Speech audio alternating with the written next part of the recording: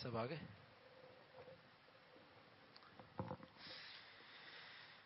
بسم اللہ الرحمن الرحیم. الحمد للہ والصلاة والسلام علی سیدنا محمد وعلی آلہ واصحابہ اجمعین. اما بعد فاعوذ باللہ من الشیطان الرجیم. بسم اللہ الرحمن الرحیم. وَاتْلُ مَا أُوحِيَ إِلَيْكَ مِنْ كِتَابِ رَبِّكَ. وَاتْلُ اے پیغمبر تم پر تمہارے پروردگار کی طرف سے وحی کے ذریعے جو کتاب بھیجی گئی ہے. وَاتْلُ مَا أُوحِيَ إِلَيْكَ مِنْ كِتَابِ رَبِّكَ. اے پیغمبر تم پر تمہارے پروردگار کی طرف سے وحی کے ذریعے جو کتاب بھیجی گئی ہے اسے پڑھ کر سناؤ. وَاتْلُ کہ میں نے تلاوت کرو، پڑھ کو سناؤ. اللہ کے نبی صلی اللہ علیہ وسلم سے خطاب ہے کہ آپ کی طرف جو وحی بھیجی گئی ہے آپ لوگوں کو یہ سنائیں. لا مبدل لکلماتی، کوئی نہیں ہے جو اس کی باتوں کو بدل سکے،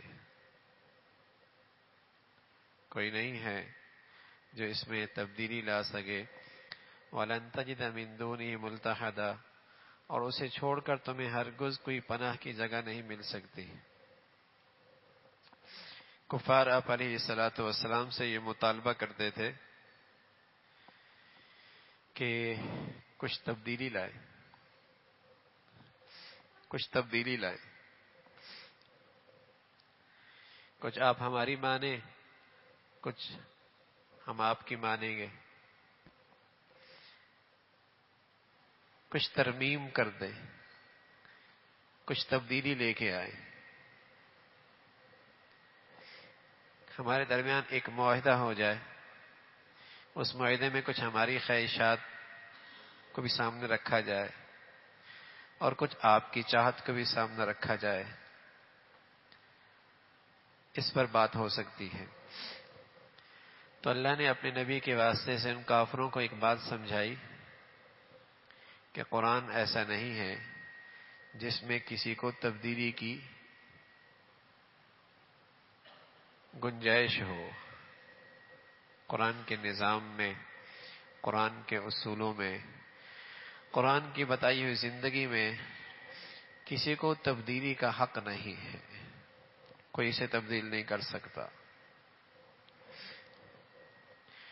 اور اگر کوئی تبدیلی لائے گا پھر اللہ کی پکڑ سے بچے گا کہاں؟ کوئی پناہ گاہ، کوئی محفوظ جگہ کہاں جائے گا؟ تو آپ اسی قرآن کو ان کے سامنے بیان کرتے رہیں. اس آیت میں یہ بات بتائی کہ یہ کتاب آپ کی طرف وحی ہوئی ہے، آپ لوگوں کو یہ پڑھ کے سنائیں. وحی تجربے سے، مشاہدے سے، عقل سے آگے کی چیز ہے. تجربہ غلط ہو سکتا ہے، مشاہدہ غلط ہو سکتا ہے، انسانی عقل غلط نتیجہ دے سکتی ہے، وحی کی بات بتائی ہوئی غلط نہیں ہو سکتی.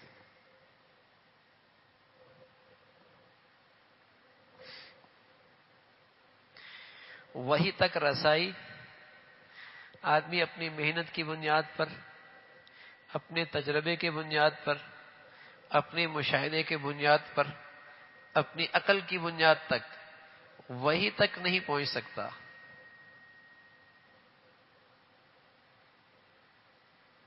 یہ صرف پیغمبر کے واسطے سے انسانوں کو یہ اعزاز ملتا ہے کہ اللہ کی بات بندوں تک پہنچتی ہے جو انسانی عقل سے بھی آگے کی چیز ہے، جس کے پیچھے اللہ کا علم ہوتا ہے، جس کے پیچھے اللہ کی قدرت ہوتی ہے، جس کے پیچھے اللہ کی حکمت ہوتی ہے.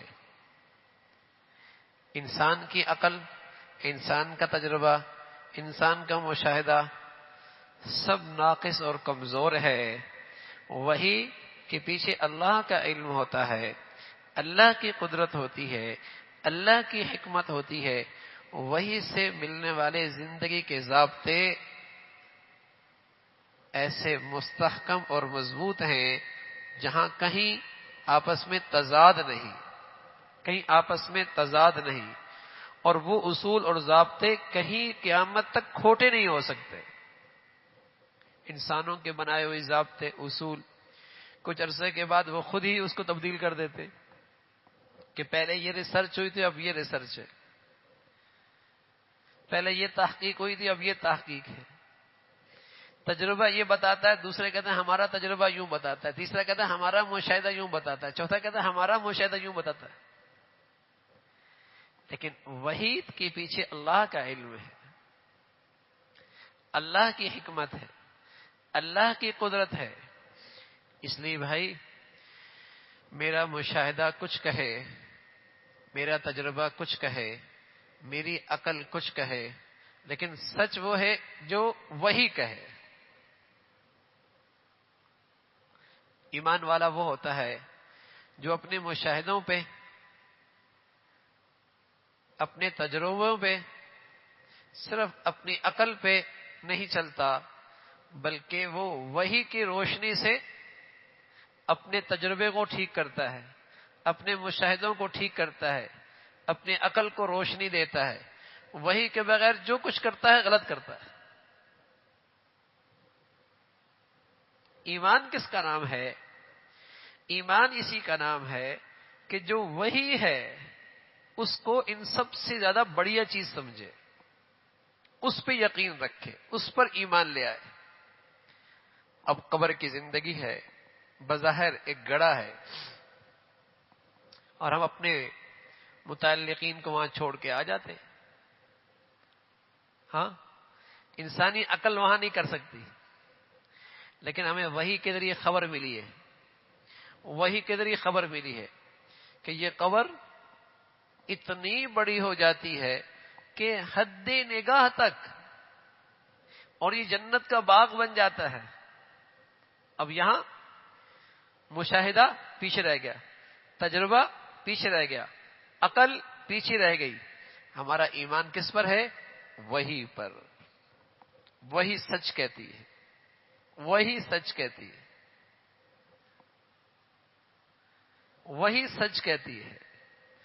اس لیے جو لوگ وحی کی روشنی سے محروم ہو جاتے ہیں اور اپنی عقل پہ فیصلے کرتے ہیں، بس اوقات وہ قبر کے عذاب کا بھی انکار کر دیتے ہیں، بس اوقات وہ پل صراط کا بھی انکار کر دیتے ہیں، بس اوقات وہ جنت اور جہنم کا بھی انکار کر دیتے ہیں۔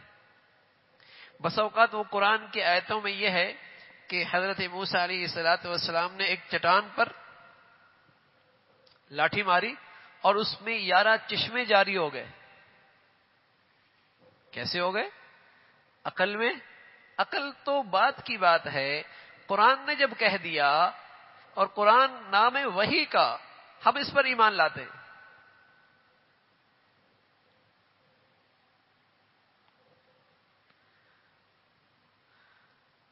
تو وہی مشاہدے سے، تجربے سے، عقل سے آگے کی چیز ہے۔ ساری دنیا کے پاس زندگی کے جو اصول ہیں وہ عقل اور مشاہدے اور تجربوں کی بنیاد پر ہیں، اور مسلمانوں کے پاس جو زندگی کے اصول ہیں وہ وحی کی بنیاد پر ہیں۔ ساری دنیا کے پاس جو اس وقت زندگی کے اصول ہیں وہ عقل اور تجربے اور مشاہدے کی بنیاد پر ہیں۔ مسلمان کے پاس جو زندگی کے اصول ہیں اس کے پیچھے اللہ کا علم ہے، اللہ کی حکمت ہے، اللہ کی قدرت ہے۔ بتائیے زندگی کے اصول کس کے اچھے ہو سکتے ہیں؟ لیکن کیا کریں، ہم غیروں سے اتنے مرعوب ہو گئے، ہم اتنے مرعوب ہو گئے کہ ہمیں انہی کی ہر چیز اچھی لگتی ہے۔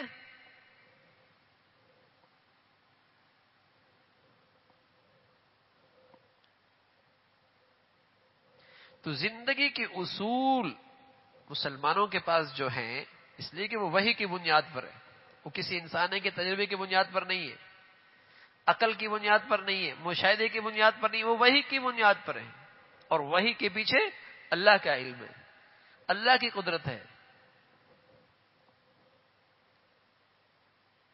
وحی کی دو شکلیں، ایک وحی کی شکل یہ ہے، یہ قرآن کے الفاظ وحی ہو گئے، یہ الفاظ فرشتہ لے کے آیا، اللہ کے نبی کے دل پہ اتر گئے، پردے کے پیچھے آپ کو یہ الفاظ سنا دیے گئے. ایک تو یہ الفاظ ہے. دوسرے وحی کی شکل وہ ہے جو اللہ نے آپ کے دل پہ براہ راست اتار دیے اور اس کو الفاظ آپ نے پہنا دیے، جس کو ہم حدیث کہتے ہیں. وہ بھی وہی ہے، وہ بھی وہی ہے.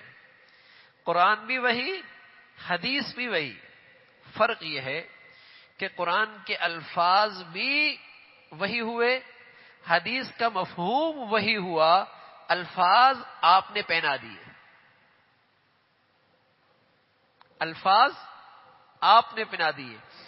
اور مسلمانوں کی پوری زندگی کی بنیاد قرآن حدیث ہے. چاہے ان کا عدالتی نظام ہے، چاہے ان کا قومی نظام ہے، چاہے ان کا معاشی نظام ہے، چاہے ان کا تعلیمی نظام ہے، پورا نظام قرآن حدیث کی بنیاد پہ کھڑا ہے، جو غلط نہیں ہو سکتا، کھوٹا نہیں ہو سکتا، غیر مستحکم نہیں ہو سکتا، بے نتیجہ نہیں ہو سکتا، ناکام نہیں ہو سکتا. لیکن بدقسمتی سے ایسا مضبوط نظام زندگی، اس کو ہم نظر انداز کر بیٹھے. اور ہم نے جتنے نظام لے لیے وہ انسانوں کے تجربے کے لے لیے، عقل کے کھرے ہوئے لے لیے. اس لیے تو تباہ ہے دنیا. ان کا معاشی نظام تیجا ہے، ان کا تجارتی نظام تجا ہے، ان کا تربیتی تعلیمی نظام تباہ ہے، ان کی خانگی نظام تباہ ہے، ان کا گھریلو نظام تباہ ہے، ان کا خاندانی نظام تباہ ہے، ان کی مملکت کا نظام تباہ ہے. اس لیے کو تو ناقص ہے.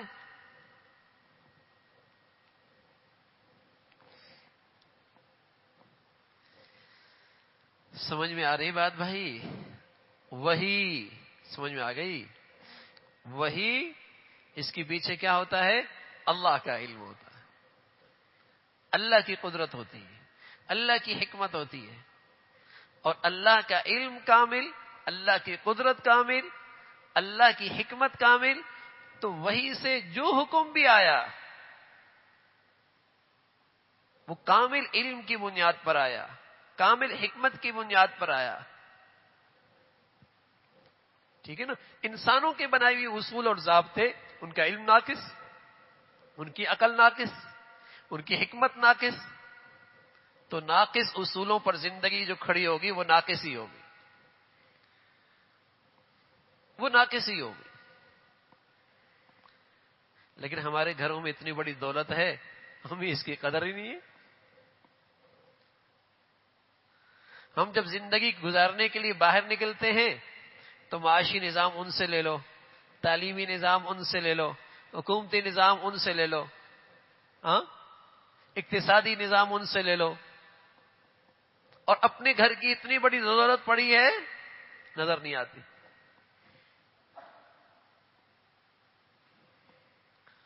تو یہ وہی ہے، اور اس میں تبدیلی کی گنجائش کوئی نہیں، ترمیم کی گنجائش کوئی نہیں. اسی کا ذکر فرمایا وَاتْلُ مَا أُوحِيَ إِلَيْكَ مِنْ كِتَابِ رَبِّكَ.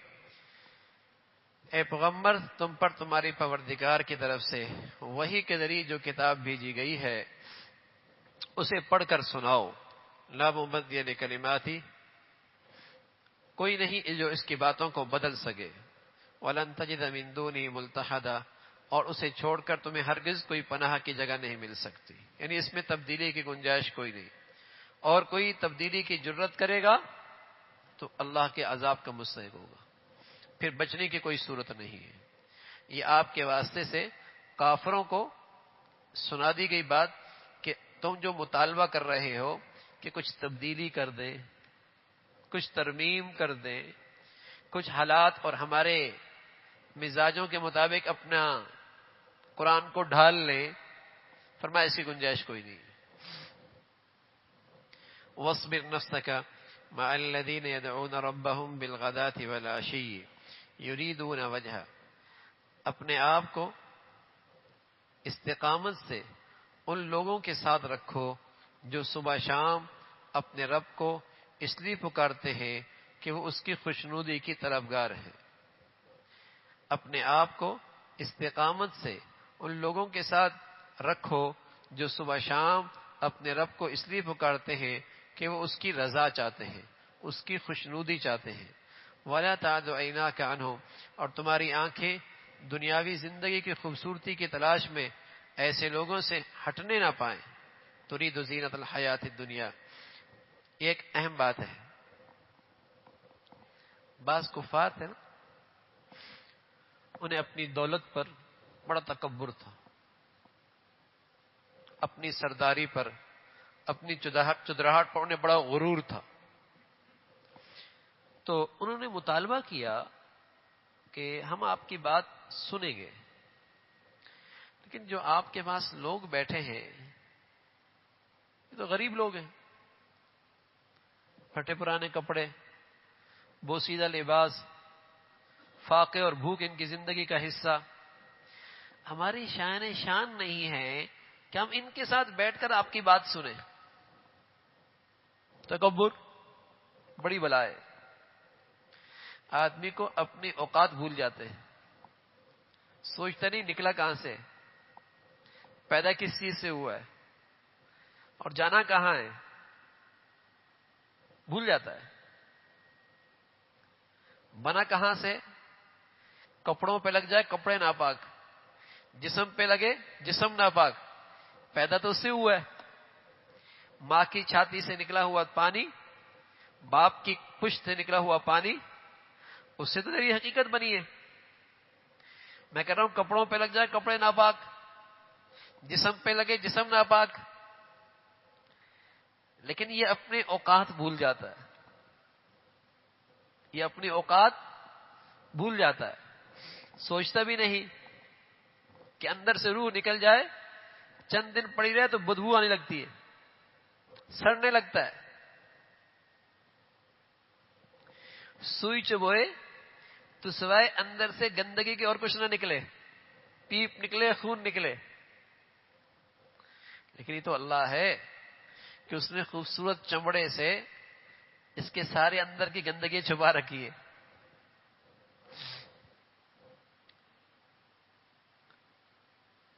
لیکن گناہوں کی ظلمت بھی بڑی بلا ہے۔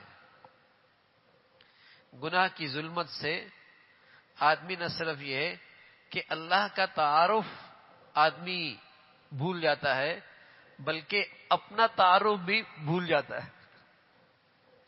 نہ یہ کہ اسے اللہ کی پہچان نہیں رہتی، بدقسمتی سے اسے اپنی بھی پہچان نہیں رہتی۔ گناہ کی ظلمت بڑی خطرناک ہے۔ نہ یہ کہ اللہ کی معرفت سے محروم ہوتا ہے، اپنی حقیقت سے بھی محروم ہو جاتا ہے، اسے بھی نہیں پہچانتا۔ اس لیے کہا اور سچ کہا، من عرف نفسہ عرف ربہ، جس نے اپنے آپ کو پہچانا اس نے اپنے رب کو بھی پہچان لیا۔ تو کفار مال و دولت کے تکبر میں، مشرک چدراہٹ،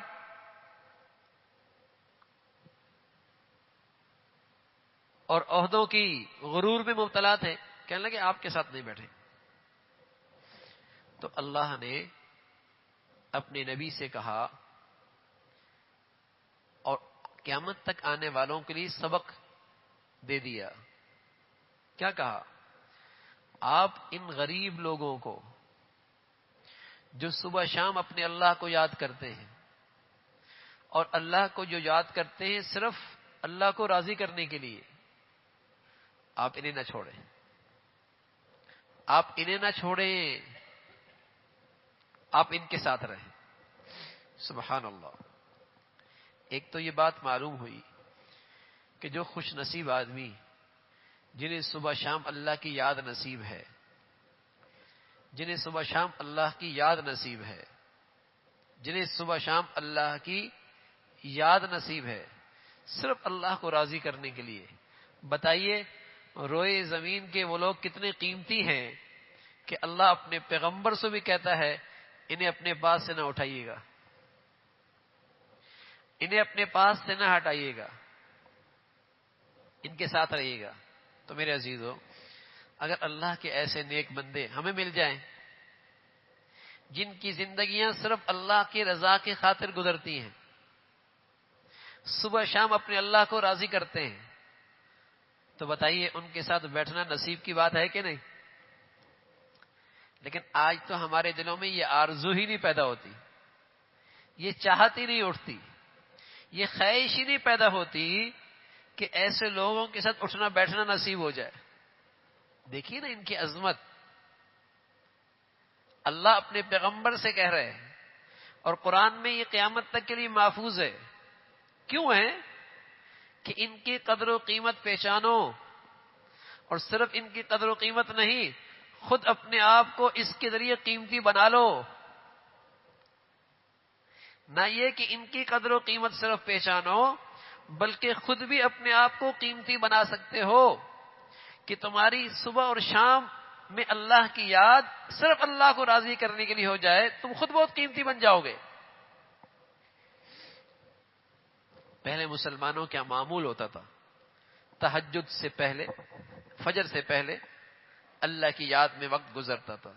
گھر کی عورتیں، گھر کے مرد سب سویرے سویرے اٹھا کرتے تھے، اور دوسرا وقت ہوتا تھا عصر کے بعد، کچھ اللہ کی یاد ہوتی تھی۔ تہجد میں موقع نہ ملے تو کم از کم فجر کے بعد اللہ کی یاد ہوتی تھی۔ مسلمانوں میں تصور نہیں تھا کہ ان دو وقتوں میں مسلمان اللہ کو یاد نہ کرتے ہوں۔ یہی وجہ ہے کہ فجر کی نماز تسبیحات بھی ہوتی ہے، پھر اس کے بعد دعا ہوتی ہے۔ عصر کے بعد بھی تسبیحات ہوتی ہیں، پھر اس کے بعد دعا ہوتی ہے۔ کم از کم اتنا وقت تو مسلمان کا اللہ کی یاد میں گزر جائے۔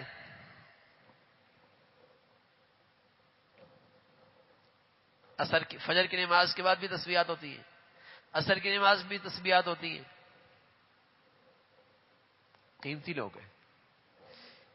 تو کم از کم درجہ یہ ہے کہ مسلمانوں کو صبح شام اتنی دیر تو اللہ کی یاد نصیب ہو جائے، اور اللہ کو راضی کرنے کے لیے، تو ان کی قیمت بڑھ جائے گی۔ تو کفار کا یہ مطالبہ، مشرکین کا یہ غرور کہ آپ اپنے ہاں سے ان کو ہٹائیں پھر ہم آپ کی بات سنیں گے، تو اللہ نے اپنے پیغمبر سے کہا آپ ان کو اپنے ساتھ رکھیں، آپ دنیا والوں کی طرف نظریں اٹھا کے بھی نہ دیکھیں، جنہیں اپنی دولت پر اور اپنے عہدوں اور منصبوں پر غرور ہے، نظر اٹھا کے بھی نہ دیکھیں۔ اب دیکھیے یہاں تو اللہ یہ کہہ رہے کہ نیک لوگوں سے نظریں ہٹائیں نہیں، نیک لوگوں سے نظریں ہٹائیں نہیں، اور ایک جگہ اللہ کہہ رہا وَلَا تَمُدَّنَّ عَيْنَيْكَ إِلَىٰ مَا مَتَّعْنَا بِهِ أَزْوَاجًا مِّنْهُمْ، جنہیں صرف اللہ نے دنیا دے رکھی ہے، ان کے پاس ایمان کا جوہر کوئی نہیں ہے، ان کے پاس اسلام کی دولت کوئی نہیں ہے، ان کی دنیا کی طرف نظریں اٹھا کر بھی نہ دیکھیں۔ کافروں کی دنیا نہ دیکھو، اور فرمایا کسی مسلمان کو جو واقعی اس کے مسلمان ہے، دنیا نہ ہونے کی وجہ سے اسے حقیر نہ سمجھو۔ اگر اس کی زندگی میں مسلمانی ہے اور دینداری ہے تو یہ خود بہت بڑی دولت ہے۔ اس کی غربت کو نہ دیکھو، اس کی غریبی کو نہ دیکھو۔ ایک صحابی جن کا نام تھا حضرت زائر، غریب صحابی تھے، اور مدینہ کے دیہات میں وہاں سے سبزیاں اٹھا کے لایا کرتے تھے، اور مدینہ کے بازار میں آ کر اسے بیچا کرتے تھے۔ یہ ان کا روزگار تھا، اپنے بال بچوں کے لیے یہ ان کے لیے گزارے کی مزدوری تھی، گزارے کی مزدوری تھی۔ ایک دن وہ آئے اور سبزیاں بیچ رہے۔ اللہ کے نبی صلی اللہ علیہ وسلم اس سے بڑی محبت کرتے تھے، بڑی محبت کرتے تھے۔ آپ پیچھے سے آئے اور پیچھے سے آ کر اس کے کندھے پہ ہاتھ رکھا اور کہا من یشتری ھذا الغلام، بھائی اس غلام کو کون خریدے گا؟ محبت میں بولی لگا دی، بھائی اس غلام کو کون خریدے گا؟ وہ سمجھ گئے اللہ کے نبی صلی اللہ علیہ وسلم میں، آواز سے سمجھ گئے، دیکھا تو نہیں لیکن آواز سے سمجھ گئے، بڑے خوش ہوئے اور اپنی پشت حضور کے سینے کے ساتھ ملنا شروع کر دی. مزے آ گیا نا. حضور کے ہاتھ اور ان کا کندھا، حضور کا جسم اور ان کا جسم آپس میں مل جائے، نصیب جاگ گیا آج. اور ساتھ کہنے لگے یا رسول اللہ آپ مجھے بیچ رہے ہیں، میں تو رنگ کا کالا ہوں اور ذات کا غلام ہوں. رنگ کا کالا ہوں، ذات کا غلام ہوں، اور بھوک اتنی کہ اپنے بچوں کو اس مزدوری سے کھلاتا پلاتا ہوں. دن بھر یہ محنت کرتا ہوں اور اپنے بچوں کے لیے گزارا لائق روزی کا انتظام کرتا ہوں، مجھے کون خریدے گا؟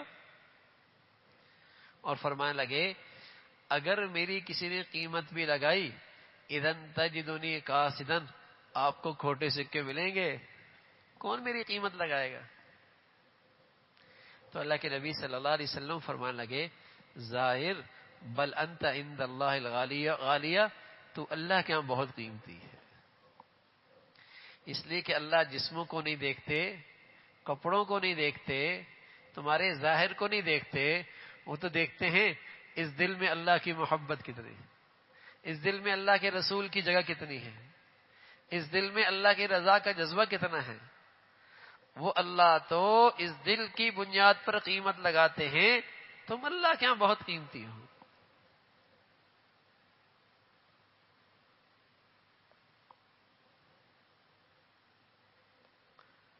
کفر ہے، نفاق ہے، دولت بہت ہے، تو یہ دولت اسے کفر کی گندگی سے پاک نہیں کر سکتی، وہ گندہ ہی ہے. دولت نہیں، دنیا کا ساز و سامان نہیں، ایمان موجود ہے، ایمان تر و تازہ ہے، تو اس کے لیے غربت بھی کوئی مسئلہ نہیں، فقیری بھی کوئی مسئلہ نہیں، یہ خود دولت بہت بڑی ہے. آج ہمارے بچوں کے ہاں کیا دیکھا؟ ہمارے بچے کیا دیکھتے ہیں؟ ہمارے بچے دیکھتے ہیں کہ ایمان والے کی قدر و قیمت نہیں ہے، دولت والے کی بڑی قدر و قیمت ہے. تو جب وہ بڑا ہوتا ہے تو وہ سمجھتا ہے دولت کمانی ہے، ایمان تو کھوٹا سکہ ہے، یہ تو مارکیٹ میں آج چلتا ہی نہیں ہے، نہ اس کی عزت ہے، نہ اس کی بات سنی جاتی ہے، نہ اسے کوئی اہمیت دی جاتی ہے. دولت بڑا کھرا سکہ ہے، وہ بھی پھر زندگی دولت کمانے میں لگاتا ہے. ایمان بڑی دولت. تو دیکھیے بھائی یہ آیت وَاصْبِرْ نَفْسَكَ مَعَ الَّذِينَ يَدْعُونَ رَبَّهُمْ بِالْغَدَاةِ وَالْعَشِيِّ يُرِيدُونَ وَجْهَهُ، اپنے آپ کو استقامت سے ان لوگوں کے ساتھ رکھو جو صبح شام اپنے رب کو اس لیے پکارتے ہیں کہ وہ اس کی خوشنودی کے طلبگار ہیں. یعنی صبح شام اللہ کو یاد کرتے ہیں تاکہ ان کا اللہ ان سے راضی ہو جائے. وَلَا تَعْدُ عَيْنَاكَ عَنْهُمْ، اور تمہاری آنکھیں ترید زینت الحیات الدنیا، اور تمہاری آنکھیں دنیاوی زندگی کی خوبصورتی کی تلاش میں ایسے لوگوں سے ہٹنے نہ پائیں. دنیا کی خاطر ان غریبوں کو اپنی مجلس سے دور نہ کریں اور آپ ان سے دور نہ ہوں. یہ اللہ کے نبی کے واسطے سے ساری امت کو سبق دیا گیا کہ تم اپنی زندگی کو ذرا جائزہ لو. تمہاری محفلوں میں اور تمہاری مجلسوں میں اور تمہارے دسترخوانوں پہ کن لوگوں کو اہمیت دی جاتی ہے، اور تمہارے دلوں میں کن لوگوں کی قدر و قیمت ہے، کن لوگوں کی قدر و قیمت ہے. ظاہر ہے جن کی قدر و قیمت ہوگی میری زندگی بھی ویسی ہوگی، میری زندگی بھی ویسی ہوگی، میرے آئیڈیل بھی وہی ہوں گے، میرے آئیڈیل بھی وہی ہوں گے نا. اگر میرے دل و دماغ میں ایمان کی قدر و قیمت ہے تو میرے آئیڈیل بھی وہی ہوں گے کہ میں کاش کہ میں بھی ایسا بن جاؤں، کاش کہ میرا بیٹا بھی ایسا بن جائے، کاش کہ میری بیٹی بھی ایسی بن جائے. اور جب میرے دل و دماغ میں عہد و منصب و دولت کی قدر و قیمت ہے، شرم و حیا، ایمان، دیانت، سچائی یہ کھوٹے سکے ہیں، تو بتائیے پھر میرے آئیڈیل کون سے ہوں گے؟ آئیڈیل بھی وہی ہوں گے، میرے بچوں کے آئیڈیل بھی وہی ہوں گے.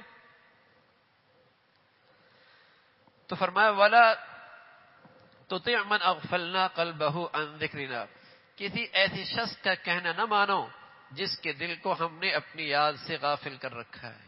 یہ بظاہر اللہ کے نبی سے کہا گیا، لیکن میرے اور آپ سب کے لیے سبق ہے کہ اگر دوست ایسا ہے جس کا دل اللہ کی یاد سے خالی ہے تو اس کا کہنا آپ کو کبھی نجات نہیں دے گا، اس کی رہنمائی میں کوئی خیر نہیں ہوگی، اس کے مشورے میں کوئی بھلائی نہیں ہوگی، اس کے ساتھ رہنے میں تمہاری کوئی نجات نہیں ہوگی۔ وہ تو دل اندر سے ویسی کھوٹا ہے، اس کے دل میں تو ویسی ظلمت ہے، وہ تمہارا کیسا رہنما ہو سکتا ہے، وہ تمہیں کیسے اچھا مشورہ دے سکتا ہے، وہ تمہارا کیسا محسن ہو سکتا ہے، وہ تمہیں کیسی بھلائی کے راستے میں ڈال سکتا ہے۔ وَلَا تُطِعْ مَنْ أَغْفَلْنَا قَلْبَهُ عَنْ ذِكْرِنَا، کسی ایسی شخص کا کہنا نہ مانو جس کے دل کو ہم نے اپنی یاد سے غافل کر رکھا۔ ہم کس کی مانتے؟ ہاں، بلکہ سب کی مانتے ہیں، نہیں مانتے تو اللہ کی نہیں مانتے، سب کی مانتے ہیں۔ نہ ان کی زندگی میں صبح اللہ، نہ شام اللہ، نہ دن میں اللہ، نہ رات کو اللہ۔ ہماری تو زندگی گزرتی ان کے ماننے میں ہے، کس کی مانتے ہیں؟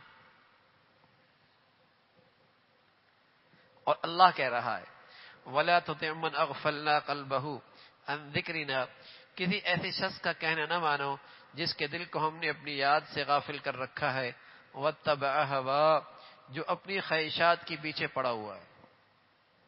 یعنی یہ بہت بڑی انسانی پستی کی علامت ہے۔ انسان پستی کا شکار ہے، اس کے اندر دو چیزیں جب وہ پستی کا شکار ہوتا ہے، ایک اپنے خواہشات پہ چلتا ہے اور دوسرا اس کے دل میں اللہ کی یاد نہیں ہے۔ یہ بیکار انسان کی علامات ہیں، یہ بیکار انسان کی، جس کی کوئی قدر و قیمت نہیں، جس کا اللہ کے یہاں کوئی وزن نہیں ہے، جس کی اللہ کے یہاں کوئی حیثیت نہیں ہے، اس کی دو نشانیاں بتائیں۔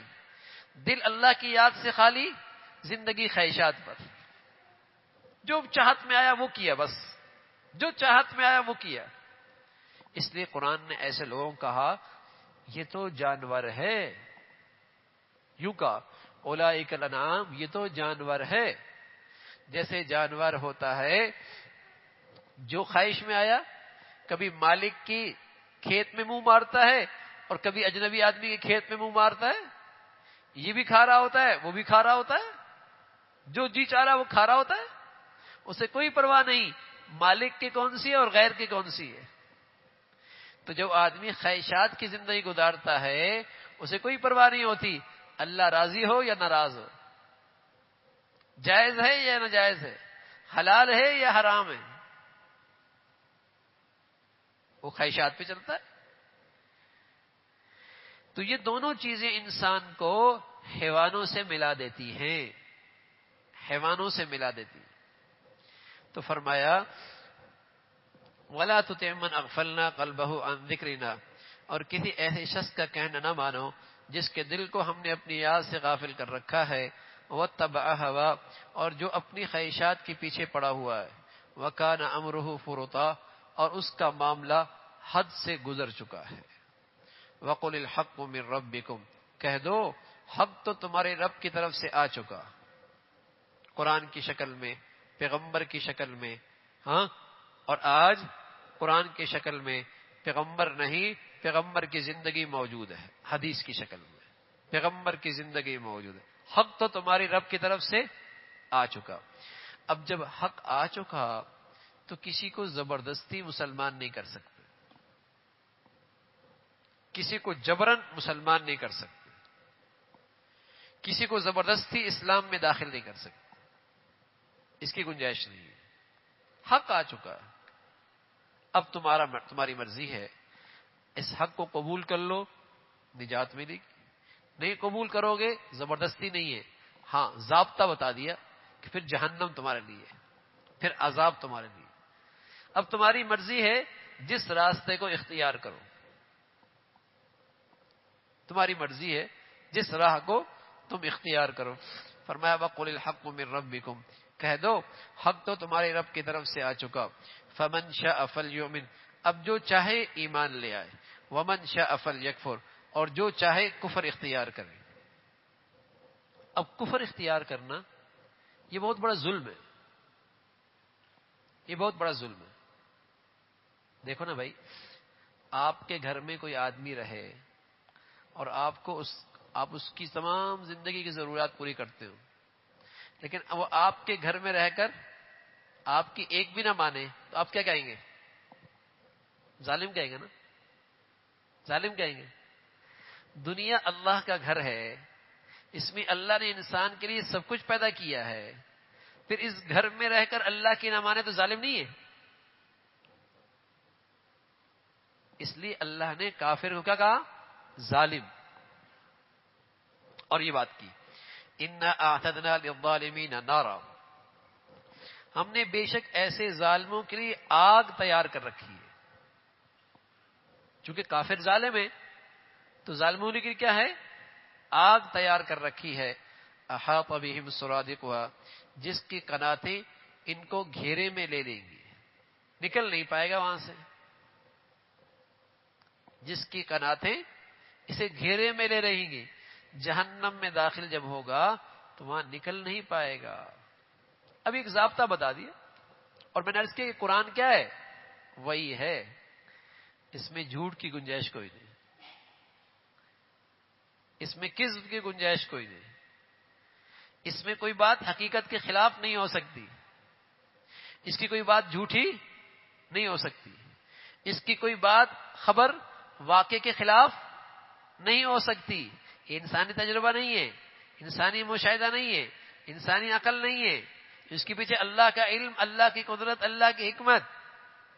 اب یہ ضابطہ بتا دیا کہ جو آدمی کفر پہ مرے گا اس کے لیے ایسی جہنم کی آگ ہے کہ ساری زندگی اس جہنم کی آگ میں رہے گا، نکل نہیں پائے گا. ہندوستان میں ایک مرتبہ ہندو مسلم فسادات ہوئے. ایک نوجوان جوان بچی اپنی جان بچانے کے لیے، چھوٹی سی ایک مسجد تھی، اس میں گھس آئی. اندھیرا تھا اور وہاں ایک ہی خادم موجود تھا مسجد کے اندر، اور چھوٹی سی مسجد تھی اور اندھیرا تھا. تو اس نے آواز لگائی کہ مجھے پناہ چاہیے. اس نے اس کو بٹھا دیا، وہاں بٹھا دیا اور ساتھ ساتھ دیے بھی جلا دیا. اس زمانے میں تیل ڈال کر اور ایک کپڑے کی ایک ہوتی تھی اس کے اندر، اس پہ آگ لگا دیا کرتے تھے. اور آگ ایک پیالہ سا ہوتا تھا، اس میں تیل ہوتا تھا اور وہ دیا جل رہا ہوتا. اور وہ لڑکی ہے اور وہ خادم ہے، تنہائی ہے، مجبور بھی ہے، پریشان حال بھی ہے، اندھیرا بھی ہے. تو یہ لڑکا نوجوان تھا، یہ بھی خادم بھی، بار بار اپنی انگلی آگ کی طرف کرتا ہے، آگے کرتا ہے پھر پیچھے کرتا ہے، آگے کرتا ہے پیچھے کرتا ہے. تو صبح کی روشنی پھوٹنے لگی، فجر کا وقت قریب آ گیا. تو اس نوجوان نے کہا کہ اب تم گھر جاؤ، نمازی آئیں گے، باہر گلیوں میں بظاہر امن ہے، اپنے گھر چلی جاؤ. اس بچی نے کہا میں گھر جاتی ہوں، لیکن ایک بات تو مجھے بتاؤ کہ رات بھر تم یہ کیا کر رہے تھے؟ انگلی آگے کرتے پھر پیچھے کرتے، انگلی آگے کرتے آگے پھر پیچھے کرتے. کہا چھوڑو تم جاؤ. کہا نہیں یہ ضرور بتاؤ، رات بھر میں تمہارا یہ عمل دیکھتی، تم سوئی نہیں اور تم یہ کرتے رہے. تو وہ کہنے لگا کہ بار بار مجھے شیطانیت پر آمادہ کرتا رہا کہ اکیلی ہے، تنہا ہے، مجبور ہے، گندگی کر لے، حرام کر لے.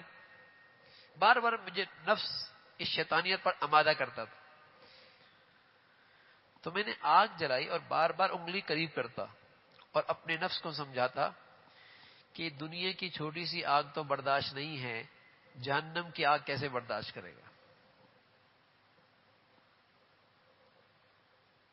دنیا کی آگ تو برداشت نہیں ہے، جہنم کی آگ کیسے برداشت کرے گا؟ تو میں رات بھر اپنے نفس کو یہ نصیحت کرتا رہا، کیسے برداشت کرے گا؟ سچی بات یہ ہے کہ آج جہنم کے عذاب پر ایمان کمزور ہو گیا ہے، اس لیے آج کے جوان کے لیے پاک دامن رہنا بہت مشکل ہو گیا ہے۔ آج کے جوان بچے اور بچیوں کے لیے پاک دامن رہنا بہت مشکل ہو گیا ہے، بلکہ سچ کہوں اب پاک دامنی تو آہستہ آہستہ انوقا نایاب ہوتی جا رہی ہے۔ حالانکہ پاک دامنی ایمان کا سب سے بڑا جوہر ہے، جہاں پاک دامنی اور حیا چلی جاتی ہے وہاں ایمان کا چراغ بھی بجھ جاتا ہے۔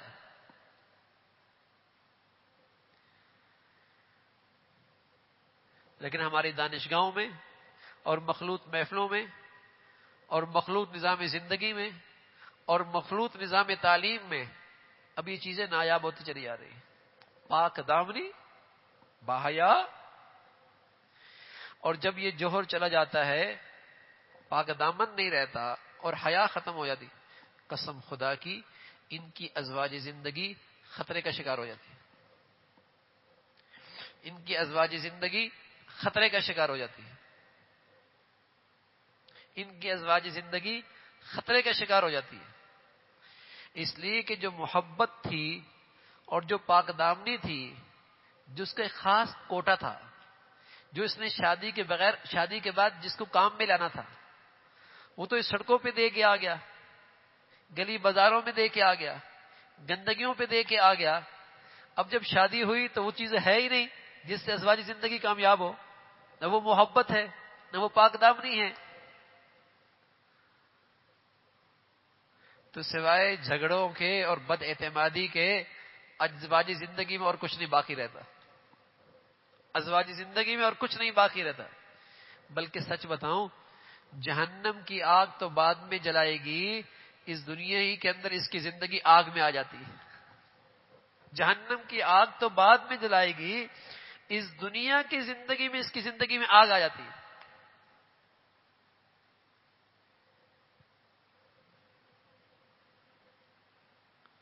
ہر وقت یہ چیز اسے اندر سے جلاتی رہتی ہے۔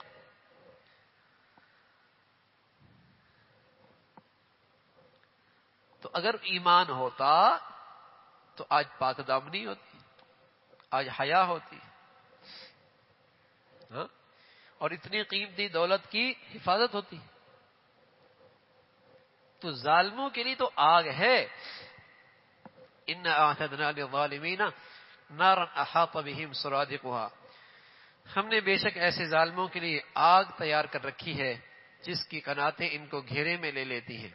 وَإِن يَسْتَغِيثُوا يُغَاثُوا، اگر وہ فریاد کریں گے تو ان کا فریاد کا جواب، جہنم میں اگر فریاد کریں گے، پیاس لگی ہے، پیاس کی شدت ہے، چیخیں گے پکاریں گے تو ان کی فریاد قبول کی جائے گی، لیکن کیسے؟ بِمَاءٍ كَالْمُهْلِ يَشْوِي الْوُجُوهَ، ایسے پانی دیا جائے گا جو تیل کی تھلچٹ جیسے ہوگا اور چہروں کو بھون کے رکھ دے گا۔ تیل کی چھلچٹ، جو تیل کا سب سے نیچے والا حصہ ہوتا ہے، ایسا ان کا پانی ملے گا، اور وہ اتنا گرم ہوگا جب منہ کو لگائیں گے تو ان کا منہ جل کے رہ جائے گا، بھون جائے گا، جیسے گوشت بھوننا جاتا ہے اور جیسے کلیجی بھونی جاتی ہے، ایسا ان کا یہ چہرہ اور یہ ہونٹ بھون جائیں گے۔ اچھا، یہ قرآن ہے، یہ اللہ کا کلام ہے۔ میں عرض کر رہا ہوں قرآن وہی ہے جو واقعے کے خلاف بات نہیں کرتا، اس کی کوئی خبر حقیقت سے ہٹی ہوئی نہیں ہے، اس کی کوئی خبر ایسی نہیں ہے جس کا وجود نہ ہو، جس کا وقوع نہ ہو، ایسا نہیں ہے۔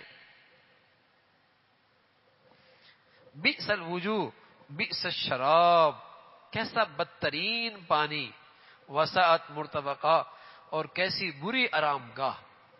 یہ جہنم کا چھوٹا سا منظرنامہ ہے، جہنم کا چھوٹا سا منظرنامہ جو ظالموں کے لیے ہوگا. ہاں تو بتائیے جن کا انجام یہ ہونے والا ہے وہ قابل رشک ہیں کیا؟ وہ دنیا میں کامیاب لوگ ہیں کیا؟ دنیا میں کامیاب لوگ ہیں. جو احمق قسم کے لوگ کافروں کو کامیاب کہتے ہیں ان کی عقلیں ماری گئی ہیں. یہ بالکل ایسا ہی ہے جیسے جیل میں دو آدمی ہوں اور ایک آدمی کی سزا ہو گئی ہو کہ آج شام کو اسے پھانسی پہ لٹکا دیا جائے گا، اور ایک آدمی جیل میں داخل ہوا، دیکھ رہا ہے کہ جس آدمی کو پھانسی پہ لٹکایا جانا ہے اس کو پتہ نہیں ہے، اس کو نئے کپڑے پہنائے گئے ہیں اور جس سے دسترخوان پہ کھانے سجائے گئے ہیں، بہترین قسم کے کھانے سجائے گئے. اب یہ کہتے ہیں یار یہ تو بڑے مزے میں، لیکن اس نادان کو پتہ کوئی نہیں کہ رات کو اس کو پھانسی پہ لٹکانا ہے. رات کو اس کو پھانسی پہ لٹکانا ہے.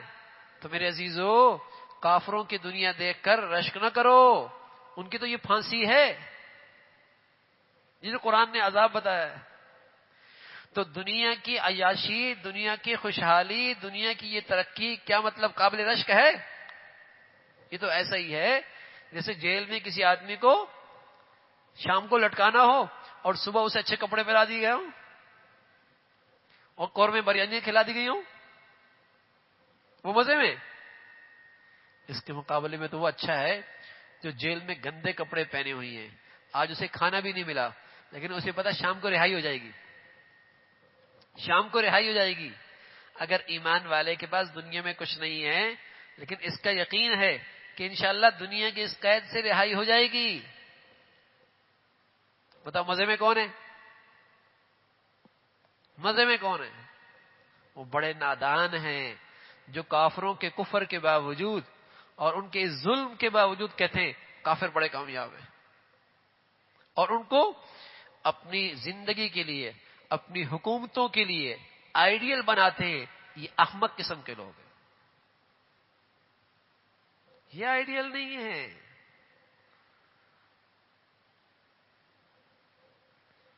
یہ تو ظالم ہیں اور ظالموں کا انجام یہ ہونے والا ہے. فرمایا بئس الشراب وساءت مرتفقا، کیسی بری آرامگاہ ہے. ان الذین آمنوا وعملوا الصالحات، البتہ جو لوگ ایمان لائے، وعملوا الصالحات انہوں نے نیک عمل کیے، انا لا نضيع اجر من احسن عملا، یقیناً ہم ایسے لوگوں کے اجر کو ضائع نہیں کرتے جو اچھی طرح عمل کرے. انشاءاللہ اس کی تفصیل پھر عرض کریں گے. سبحانک اللہ وبحمدک، نشہد ان لا الہ الا اللہ، نستغفرک ونتوب الیک.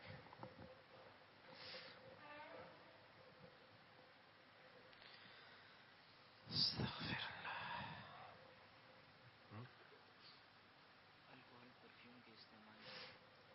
جی بیٹے الکوہل کا استعمال جائز ہے اور لگا کر نماز ہو جاتی ہے، اس لیے کہ اس میں الکوہل نہیں ہوتی، پرفیوم ہوتا ہے. جو اصلی الکوہل ہے وہ نہیں ہوتی. کریڈٹ کارڈ جتنا کم استعمال کریں، جتنے اس سے پرہیز کر سکیں اچھا ہے.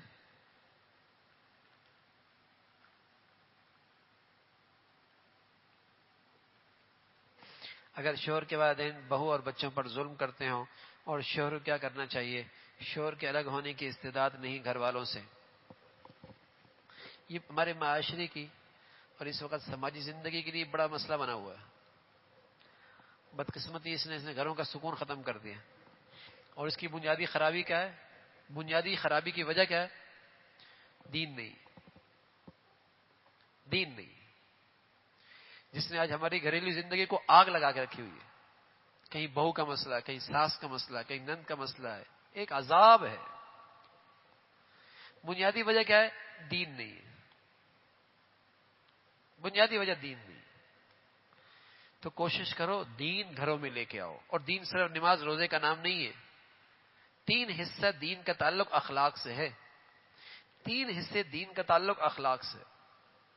چونکہ دین نہیں ہے ہاں اور یہ نتائج آ رہے ہیں. اگر دین ہوتے تو ساس کی خدمت ساس سمجھتی میری بہو مجھ پہ احسان کر رہی ہے، اس کی شکر گزار ہوتی، اور بہو اس کی خدمت کو اپنی سعادت سمجھتی. لیکن یہاں تو ساس اپنا حق سمجھتی ہے،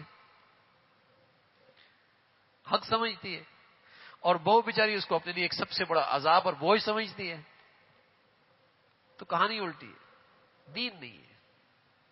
ٹھیک ہے نا؟ تو میرے عزیزو، بہت ساری تدبیریں بتائی جا سکتی ہیں، لیکن سب سے بنیادی تدبیر ہے انہیں دین کے ماحول میں لے کے آؤ، دین کے ماحول میں لے کے آؤ، اور کسی اللہ والے سے اور کسی نیک آدمی سے ان کا تعلق بنا دو، تاکہ وہ اپنی زندگی پوچھ پوچھ کے چلے. ڈاکٹروں سے پوچھنے کا رواج ہے، وکیلوں سے پوچھنے کا رواج ہے، انجینئروں سے پوچھنے کا رواج ہے، لیکن اپنی زندگی علم والوں سے پوچھنے کا رواج ختم ہو گیا.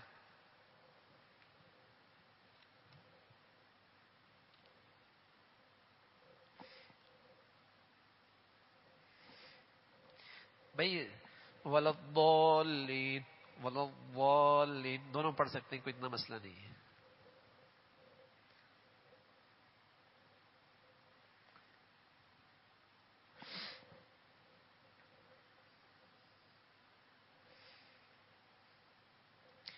سجدہ تلاوت کا صحیح طریقہ بیان کریں، کن کن صورتوں میں یہ سجدہ واجب ہو جاتا ہے وہ بھی بیان کریں.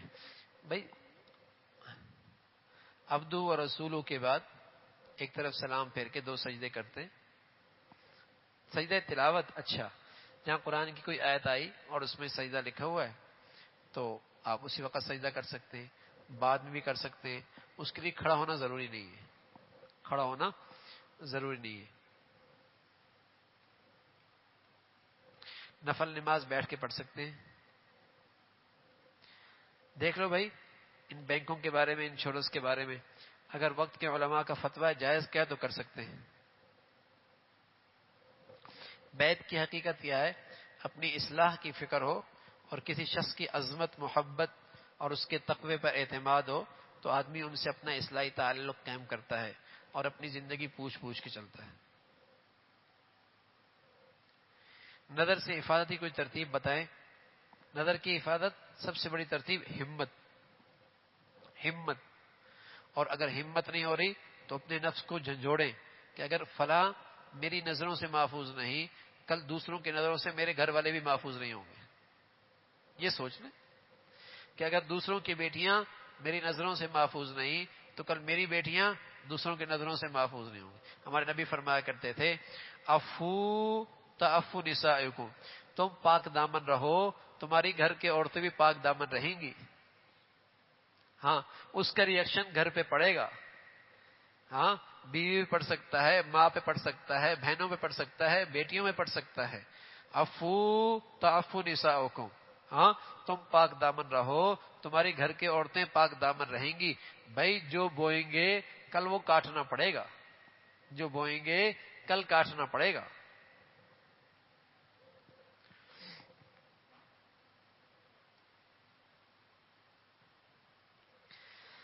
5 سال ہو گئے اولاد نہیں ہوئی، دعا کریں اللہ اولاد دے دے. بھائی نبی کی اولاد تو 90 سال کی بات ہوئی ہے، کیوں گھبرا رہے ہو؟ انشاءاللہ ہو جائے گی.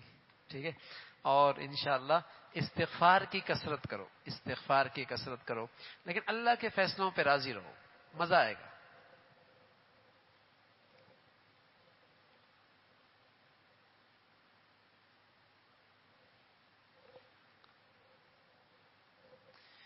کیا جائز ہے کہ نہیں؟ درمیان کے بال جائز ہے؟ یہ والا ہے میرے خیال تو جائز نہیں، لیکن میں اس کو دیکھتا ہوں. درمیان کے بال، بھوؤں کے درمیان. کامیابی کا کیا راز ہے؟ بیٹے کامیابی، پہلی بات تو ہمیں پتہ ہی نہیں کامیابی ہے کیا. مسئلہ ایک یہ ہے، ہم سمجھتے ہیں میں اس عہدے پہ چل جاؤں کامیاب ہو جاؤں گا، میری شادی ہو جائے میں کامیاب ہو جاؤں گا، بیٹے ہو جائیں کامیاب ہو جاؤں گا، میرے بیٹا ڈگری لے لیں کامیاب ہو جاؤں گا، میرے بیٹوں کا اچھا روزگار ہو جائے کامیاب ہو جاؤں گا، میری پسند کی شادی ہو جائے کامیاب ہو جاؤں گا، گھر ڈیفنس میں ہو جائے کامیاب ہو جاؤں گا، گاڑی وہ مل جائے پتہ نہیں کامیابی کی کون کون سی کہانیاں ہیں. ہاں، اور ہر کامیابی کے پہنچنے کے بعد اگلی کامیابی دیکھتا ہے. وہ ایک دوڑ لگاتا ہے، وہاں پہنچتا ہے، پھر اگلی، پھر دوڑ لگاتا ہے. میرے پیارو کامیابی قرآن کہتا ہے فمن زحزح عن النار وادخل الجنہ فقد فاز. عربی میں فاز کہتے ہیں کامیابی کو. فرمایا جو جہنم سے بچ گیا، جنت میں چلا گیا، یہ کامیاب ہو گیا. بتاؤ ہم نے اپنی زندگی کو سامنے یہ کامیابی رکھی ہے؟ ہم اپنی زندگی میں اس کامیابی کو سامنے رکھتے ہیں؟ فمن زحزح عن النار وادخل الجنہ فقد فاز، جو جہنم سے بچ گیا جنت میں چلا گیا یہ کامیاب ہو۔ یہ قرآن کہہ رہا ہے کامیابی یہ کامیابی کو سامنے رکھ کے زندگی گزارو، مزہ آئے گا۔ ٹھیک ہے، سبحانک اللہم وبحمدک، اشہد ان لا الہ الا انت۔